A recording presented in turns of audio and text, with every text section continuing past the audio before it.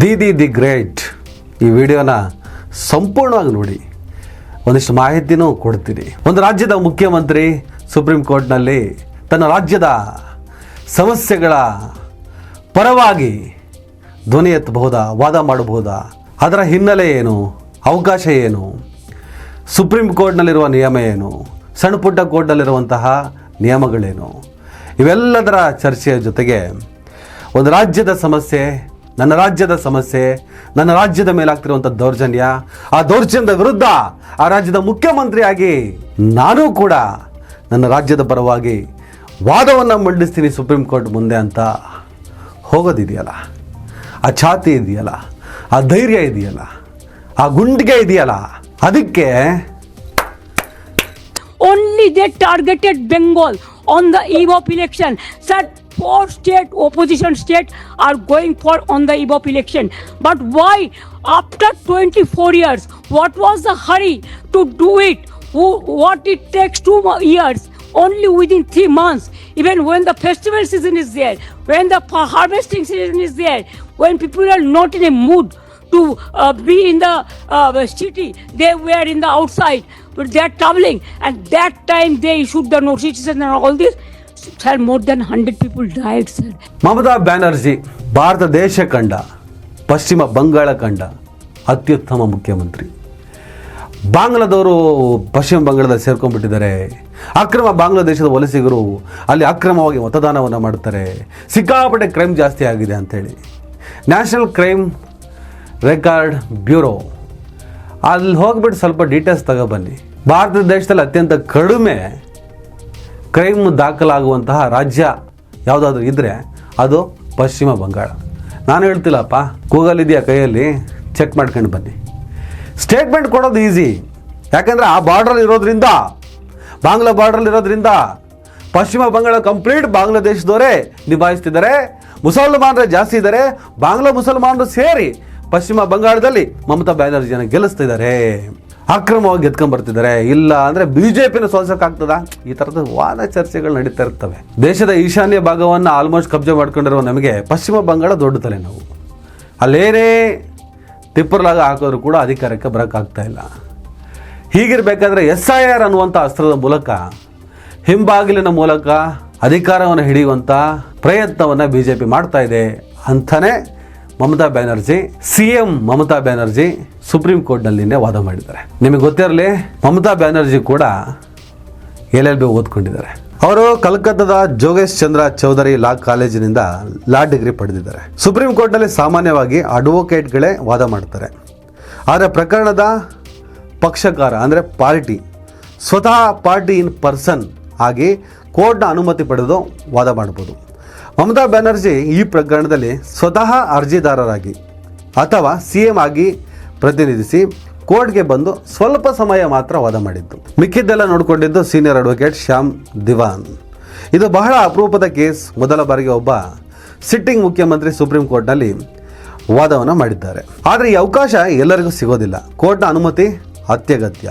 ಸಾಮಾನ್ಯವಾಗಿ ನ್ಯಾಯಾಲಯಗಳು ಪಾರ್ಟಿಗಳಿಗೆ ಸ್ವತಃ ವಾದಿಸಲು ಅವಕಾಶ ನೀಡುವುದಿಲ್ಲ, ಅದರಲ್ಲೂ ವಿಶೇಷವಾಗಿ ಸುಪ್ರೀಂ ಕೋರ್ಟ್ನಲ್ಲಿ. ಯಾಕಂದರೆ ವೃತ್ತಿಪರ ಅಡ್ವೊಕೇಟ್ಗಳ ಮೂಲಕವೇ ನ್ಯಾಯ ಉತ್ತಮವಾಗಿ ನಡೆಯುತ್ತೆ ಎಂಬ ನಿಲುವು. ಆದರೆ ಪಾರ್ಟಿಗೆ ಅಂದರೆ ಪಕ್ಷಕಾರನಿಗೆ ಲೀಗಲ್ ಬ್ಯಾಕ್ಗ್ರೌಂಡ್ ಇದ್ದರೆ ಅಥವಾ ವಿಶೇಷ ಸಂದರ್ಭಗಳಲ್ಲಿ ಕೋರ್ಟ್ ಅನುಮತಿಯನ್ನು ನೀಡುತ್ತೆ. ಮಮತಾ ಬ್ಯಾನರ್ಜಿ ಪ್ರಕರಣದಲ್ಲಿ ಅವರ LLB ಡಿಗ್ರಿ ಮತ್ತು CM ಸ್ಥಾನದಿಂದಾಗಿ ಕೋರ್ಟ್ ಅನುಮತಿ ನೀಡಿದೆ ಎನ್ನುವುದು ನಾವು ಗಮನಿಸಬೇಕಾದಂಥ ವಿಚಾರ. SIR ಅಂದರೆ ನಮ್ಮ ದೇಶದ ನಾಗರಿಕರ ಮೇಲೆ ಚುನಾವಣಾ ಆಯೋಗ ಹಾಕುತ್ತಿರುವಂಥ FIR ಅಂತ. 100 ಜನ ಕಳ್ಳರಿದ್ದಾರೆ ಅಂದರೆ ಅಕ್ರಮ ಮತದಾರರಿದ್ದಾರೆ. ಅವರನ್ನು ಪತ್ತೆ ಹಚ್ಚೋದಕ್ಕೆ ಕೋಟ್ಯಾಂತರ ಜನರನ್ನು ನಾವು ಅನರ್ಹರನ್ನಾಗಿಸುತ್ತೇವೆ. ಅವರ ಪೌರತ್ವದ ಮುಂದೆ ಕ್ವಶನ್ ಮಾರ್ಕ್ ಹಾಕ್ತೇವೆ. ಅವರ ಸಿಟಿಸನ್ಶಿಪ್ ಮುಂದೆ ಕ್ವಶನ್ ಮಾರ್ಕ್ ಹಾಕ್ತೇವೆ. SIR ಅಂದರೆ ಏನು, ಅದರ ಹಿನ್ನೆಲೆ ಏನು, ಅದರ ಕತೆ ಏನು, ಏನಾಗ್ತಿದೆ ಈ ದೇಶದಲ್ಲಿ, ಯಾಕೆ ಪ್ರತಿಭಟನೆ ಆಗ್ತಿದೆ, SIR ಯಾಕೆ ಮುಖ್ಯ ಅಂತ ಚುನಾವಣಾ ಆಯೋಗ ಹೇಳ್ತಾ ಇದೆ. ಚುನಾವಣಾ ಆಯೋಗಕ್ಕೆ ನಮ್ಮ ದೇಶದ ಜನರ ಪೌರತ್ವವನ್ನು ಪರಿಶೀಲಿಸುವಂತಹ ಅಧಿಕಾರ ಇದೆಯಾ? BLO ಯಾರು, ERO ಯಾರು, DEO ಯಾರು, ಚುನಾವಣಾ ಆಯೋಗದ ಕೆಲಸ ಏನು, ಹೈಕೋರ್ಟ್ ಸುಪ್ರೀಂ ಕೋರ್ಟಿನ ಪಾತ್ರಗಳೇನು, ಯಾವ್ಯಾವ ರೀತಿಯಲ್ಲಿ SIR ನನ್ನ ದೇಶದ ನಾಗರಿಕರ ಬದುಕನ್ನು ಬದುಕುವ ಹಕ್ಕನ್ನು, ನಾಗರಿಕತ್ವವನ್ನು, ಪೌರತ್ವವನ್ನು ಮುಗಿಸುತ್ತೆ ಅನ್ನೋದ್ರ ಬಗ್ಗೆ ನಾನು 2 ವಿಡಿಯೋ ಮಾಡಿದ್ದೀನಿ. ನನ್ನ ಡಿಸ್ಕ್ರಿಪ್ಷನ್ನಲ್ಲಿ 2 ಲಿಂಕ್ಗಳನ್ನು ಕೊಟ್ಟಿರ್ತೀನಿ. ನನ್ನದೇ ಯೂಟ್ಯೂಬ್ ಚಾನಲಲ್ಲಿ ನಾನೇ ಮಾಡಿರುವ ವಿಡಿಯೋದ ಲಿಂಕು. ಆ 2 ವಿಡಿಯೋ ನೋಡ್ಕೊಂಡು ಬಂದರೆ ನಿಮಗೆ ಸಂಪೂರ್ಣವಾಗಿ SIR ಬಗ್ಗೆ ಡೀಟೇಲ್ ಸಿಗುತ್ತೆ. ಈಗ ಪಶ್ಚಿಮ ಬಂಗಾಳದಲ್ಲಿ ನಡೀತಿರುವಂತಹ SIR ಪ್ರಕ್ರಿಯೆಗೆ ಸಂಬಂಧಪಟ್ಟ ಹಾಗೆ ಇನ್ನೇನು ಪಶ್ಚಿಮ ಬಂಗಾಳದಲ್ಲಿ ಚುನಾವಣೆ ಇದೆ. ಈ ಸಲ ಏನಾದರೂ ಮಾಡಿ ಮಮತಾ ಬ್ಯಾನರ್ಜಿ ಅವರನ್ನು ಡಿಫೀಟ್ ಮಾಡಲೇಬೇಕು ಅಂತ ಹೇಳಿಬಿಟ್ಟು BJP ಹರಸಾಹಸ ಪಡ್ತಾ ಇದೆ. ಈ ಸಂದರ್ಭದಲ್ಲೇ ಪರ್ಟಿಕ್ಯುಲರ್ ಆಗಿ ಚುನಾವಣೆಗಳನ್ನೇ ಗುರಿಯಾಗಿಟ್ಕೊಂಡು SIR ನಡೀತಿದೆ. ಕೋಟ್ಯಾಂತರ ವೋಟರ್ಸ್ಗಳನ್ನು, ಅರ್ಹ ವೋಟರ್ಸ್ಗಳನ್ನು, ಅವರ ಹೆಸರುಗಳನ್ನು ಡಿಲೀಟ್ ಮಾಡ್ತಾ ಇದ್ದಾರೆ.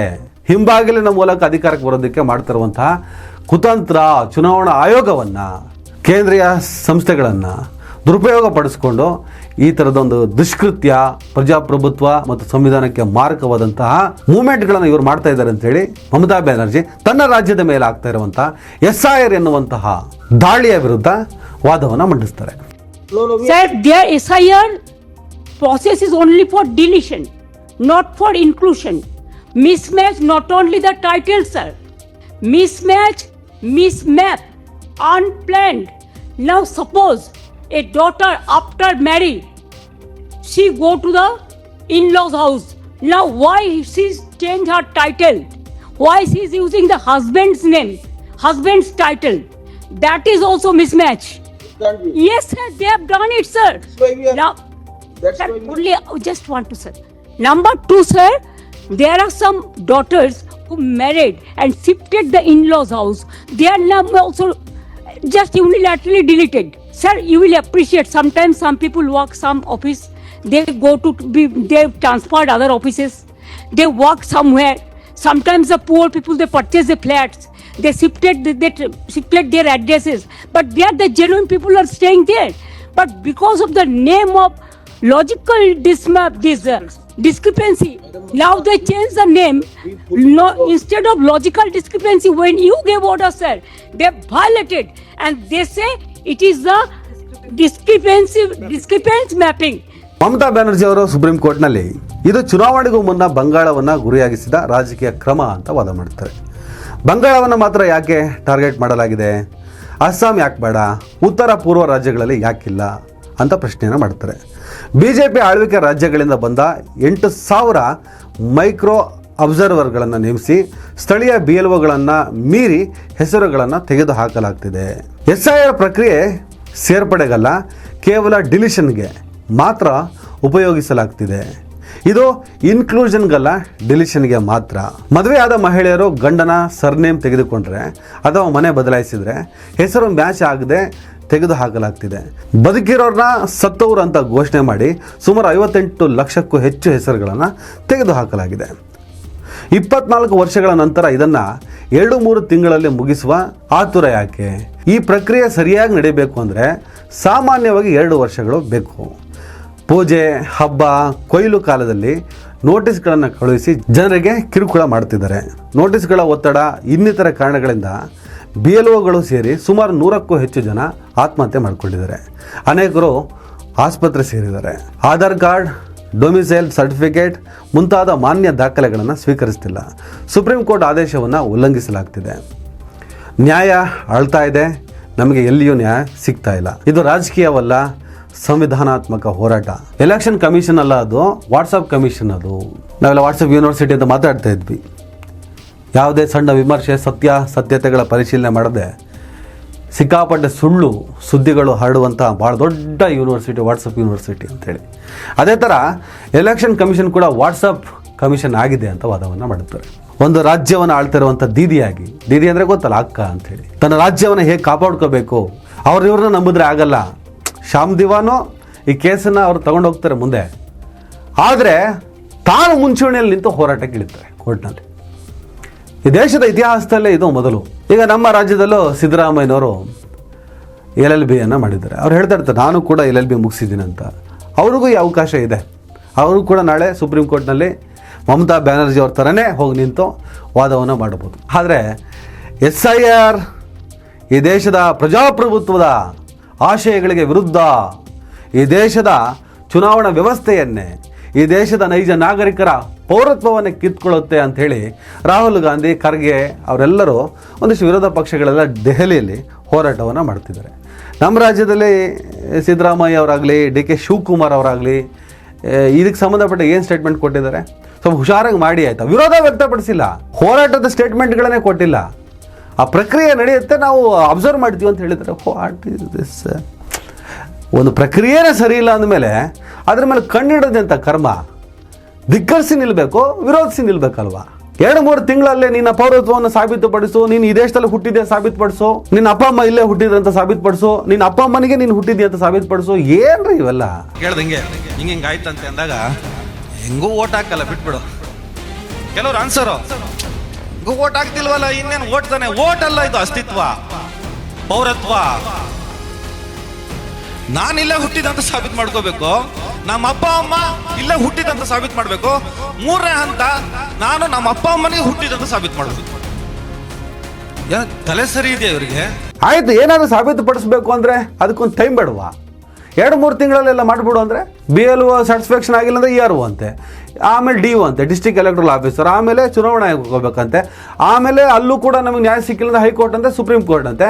2-3 ತಿಂಗಳಲ್ಲಿ ಇವೆಲ್ಲ ಮಾಡ್ಕೊಂಡು ಬಂದು ನಾನು ಇಲ್ಲೇ ಹುಟ್ಟಿದ್ದು ಅಂತ ಸಾಬೀತು ಮಾಡ್ಬೇಕಂತೆ. ಈಗ ನಾನು ಸತ್ತೋಗಿದ್ದೀನಿ ಅಂತ ಹೇಳ್ಬಿಟ್ಟು ಮಾಡಿರ್ತಾರೆ, ನಾನು ಖುದ್ದಾಗಿ ಹೋಗ್ತೇನೆ, ಏನ್ರಿ ಇದು ನಾನು ಸತ್ತಿದ್ದೀನಿ ಅಂತ ಹೇಳ್ಬಿಟ್ಟು ನೀವು ರೆಡಿ ಮಾಡಿದ್ದಾರೆ. ಎಷ್ಟೋ ಕಡೆ ಆಗಿದೆ ಇದು. ನಾನು ಸತ್ತೋಗಿದ್ದೀನಿ ಅಂತ ಮಾಡಿದ್ರಲ್ರಿ, ನಾನೇ ರೀ ಅದು ಬದುಕಿದ್ದೀನಿ ಅಂತ. ನೀವು ERO ಎಲೆಕ್ಟ್ರಲ್ ರಿಜಿಸ್ಟರ್ ಆಫೀಸರು ಈ ತಹಶೀಲ್ದಾರ್ ಲೆವೆಲಲ್ಲಿ ಇರ್ತಾರೆ, ಅವ್ರ ಮುಂದೆ ಹೋಗಿ ಕೂತರು ಕೂಡ ಅವ್ರು ಹೇಳ್ತಾರಂತೆ, ನೀನು ಬದುಕಿದೆಯಾ ಅನ್ನೋದಕ್ಕೆ ಫಾರ್ಮ್ 6 ತುಂಬಿಸ್ಕೊಡಪ್ಪ, ಫಾರ್ಮ್ 6 ತುಂಬಿಸಿ ನೀನು ಬದುಕಿದೆಯಾ ಅನ್ನೋದನ್ನು ನಿರೂಪಿಸು. ನಾನೇ ಸರ್ ಖುದ್ದಾಗಿ ಬಂದಿದ್ದೀನಿ ನಿಮ್ಮ ಮುಂದೆ, ನಾನೇ ಸರ್ ಅವನು ನೋಡಿ ಸರ್ ಅಂತ ಹೇಳಿದ್ರು ಕೂಡ ನೀನು ಖುದ್ದಾಗಿ ಬರ್ತೀಯಾ ಗೊತ್ತಿಲ್ಲ, ಫಾರ್ಮ್ 6 ತುಂಬಿಸ್ಕೊಡಪ್ಪ, ನೀನು ಬದುಕಿದೆಯಾ ಇಲ್ಲ ಅಂತ ನಾವು ತೀರ್ಮಾನ ಮಾಡ್ತೀವಿ ಅಂತ ಹೇಳ್ತಾರಂತೆ. ಇದೇ SIR. ನಿಮ್ಗೆ ಅರ್ಥ ಆಗ್ತಿಲ್ಲ. ನೀವು ಏನು ಮಾಡ್ತೀರಾ? ಅಕ್ರಮ ಬಾಂಗ್ಲಾದೇಶದ ವಲಸಿಗರಿದ್ದಾರೆ, ಅಕ್ರಮ ವಲಸಿಗರಿದ್ದಾರೆ, ಅಕ್ರಮ ಮತದಾರರಿದ್ದಾರೆ, ಸತ್ತವ್ರ ಹೆಸರಲ್ಲಿ ಓಟ್ ಹಾಕ್ತಾರೆ, ಎಲ್ಲ ನಡೀತಿಲ್ಲ ಅಂತ ಹೇಳ್ತಿಲ್ಲ. ಆದರೆ ಬೆರಳೆಣಿಕೆಯಲ್ಲಿರುವಂಥ ಅವರನ್ನು ಪತ್ತೆ ಹಚ್ಚುವ ನೆಪದಲ್ಲಿ ಕೋಟ್ಯಾಂತರ ಜನರ ಮತದಾನದ ಹಕ್ಕನ್ನು, ಪೌರತ್ವವನ್ನು ಕಿತ್ಕೊಂಡು ಭವಿಷ್ಯದಲ್ಲಿ ಏನು ಮಾಡಬೇಕು, NRC CA ಕಾನ್ಸೆಪ್ಟ್ ಇದಾವಲ್ಲ, ಅದೇ ಥರ SIRಗೆ ಇನ್ನೇನಾದರೂ CA ಥರದ್ದು ಏನಾದರೂ ಆಲ್ಟ್ರೇಷನ್ ತಂದು ನಮ್ಮನ್ನು ಬಚಾವ್ ಮಾಡ್ತಾರಂತ ಹೇಳಿ ಮುಸಲ್ಮಾನೇತರರು ಅಂದ್ಕೊಂಡಿರಬಹುದು. ಆದರೆ ಈ ಪ್ರಕ್ರಿಯೆ ಬೇರೆ ಕಥೆನ ಹೇಳುತ್ತೆ. ಶಾಶ್ವತವಾಗಿ ಅಧಿಕಾರದಲ್ಲಿ ಕೂರೋದಕ್ಕೆ ಏನು ಮಾಡಬೇಕು ಅಂತ ಅವರು ತೀರ್ಮಾನ ಮಾಡಿದ್ರು, ಅದನ್ನೇ ಮಾಡ್ತಿದ್ದಾರೆ ಅಂತ ಒಂದು ಚರ್ಚೆ. ಎನಿವೆ, SIR ಅಂದರೆ ಏನು ಅನ್ನೋದನ್ನು ನಾನು ಡಿಸ್ಕ್ರಿಪ್ಷನಲ್ಲಿ ನೋಡಿ ತಿಳ್ಕೊಳ್ಳಿ. ಮಮತಾ ಬ್ಯಾನರ್ಜಿ ದಿ ಗ್ರೇಟ್ ಅಂತ ಇಡೀ ದೇಶ ಅವರನ್ನು ಕರೀತಿದೆ, ಅವರ ವಿರೋಧಿಗಳನ್ನು ಹೊರತುಪಡಿಸಿ. ನಮ್ಮ ಕಡೆಯಿಂದಂತೂ ದೀದಿಗೆ ಚಪ್ಪಾಳೆ. ಸಿದ್ದರಾಮಯ್ಯನವರೇ, ಕಣ್ಣಿಟ್ರೆ ಸಾಲದು, ಧಿಕ್ಕರಿಸಿ ವಿರೋಧಿಸಿ ನಿಲ್ಲಿ. ಸೆಂಟ್ರಲಲ್ಲಿ ಒಂಥರ, ಇಲ್ಲೊಂಥರ ಆದರೆ ಜನ ನಿಮ್ಮನ್ನು ನಂಬಲ್ಲ. ಕಾಂಗ್ರೆಸ್ ಈ ದೇಶದಲ್ಲಿ ಯಾಕೆ ಈ ಸ್ಥಿತಿಗೆ ಬಂದು ತಲುಪ್ತು ಅನ್ನೋದಕ್ಕೆ ತಾಜಾ ದೃಷ್ಟಾಂತ ಇದು. ನಮಸ್ಕಾರ. ದಯವಿಟ್ಟು ಎಲ್ಲರೂ ಈ ಚಾನಲ್ನ ಸಬ್ಸ್ಕ್ರೈಬ್ ಮಾಡಿ. ನಿಮ್ಗೆ ಇಷ್ಟ ಆದರೆ ಈ ಚಾನಲ್ಗೆ ಜಾಯ್ನ್ ಆಗಿ. ಈ ವಿಡಿಯೋ ಇಷ್ಟ ಆದರೆ ದಯವಿಟ್ಟು ಎಲ್ಲರೂ ಶೇರ್ ಮಾಡಿ. ಸ್ವತಂತ್ರ ಪತ್ರಿಕೋದ್ಯಮವನ್ನು ಬೆಂಬಲಿಸಿ. ನನ್ನ ಯುಕ್ತಿಗೆ ನಿಮ್ಮ ಶಕ್ತಿಯೇ ಶ್ರೀರಕ್ಷೆ.